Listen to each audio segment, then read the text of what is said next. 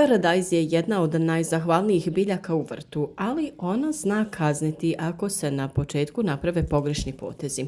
Upravo sadnja je ključni trenutak koji određuje koliko će biljka biti snažna, otporna i rodna. Ako želite krupan i zdrav paradajz, izbjegnite ove 3 česte greške koje mnogi prave. Prva greška je plitka sadnja. Za razliku od paprike, paradajz obožava duboku sadnju. Ako ga posadite plitko, propuštate ogromnu prednost koju ova biljka ima. Naime, paradajz ima sposobnost da duž cijele stabljike koja je u zemlji formira dodatno korijenje. Upravo zato se sadi duboko, čak i polegnut, pa se stabljika zatrpa zemljom. Na taj način dobijete mnogo jači i razvijeniji korijenov sistem koji može bolje usvajati vodu i hranjiva, a rezultat je stabilnija biljka, otpornija na sušu i bolesti i na kraju mnogo bolji prinos. Plitko posađen paradajz često ostaje slab, lako se suši i sporije napreduje. Druga velika greška koju mnogi rade je pregusta sadnja. Na prvi pogled djeluje logično, što više biljaka to veći prinos, međutim u praksi se dešava upravo suprotno. Kada su biljke preblizu, počinju se međusobno gušiti. Listovi nemaju dovoljno zraka, vlaga se duže zadržava, što stvara idealne uslove za razvoj bolesti, posebno plamenjače.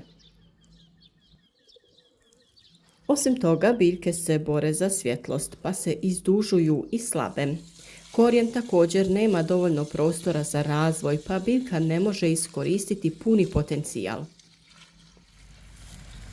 Manje prostora znači i manje hranjiva po biljci. Kada se paradajz pravilno razmakne, svaka biljka dobiva dovoljno svjetlosti, zraka i hrane, što rezultira zdravim rastom i većim kvalitetnijim plodovima.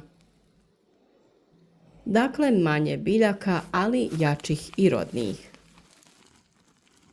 Treća greška koja se često ponavlja jeste sadnja u zbijeno ili mokro tlo.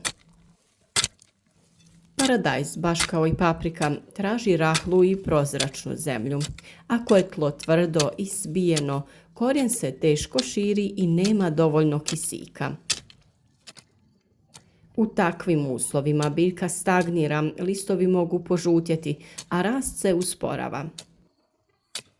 Još veći problem nastaje kada je tlo previše mokro. Tada dolazi do gušenja korijena i povećava se rizik od truleži.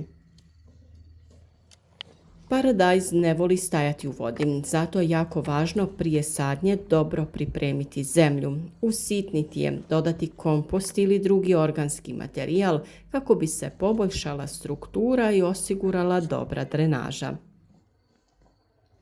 Ove 3 greške možda djeluju sitno, ali prave ogromnu razliku tokom cijele sezone.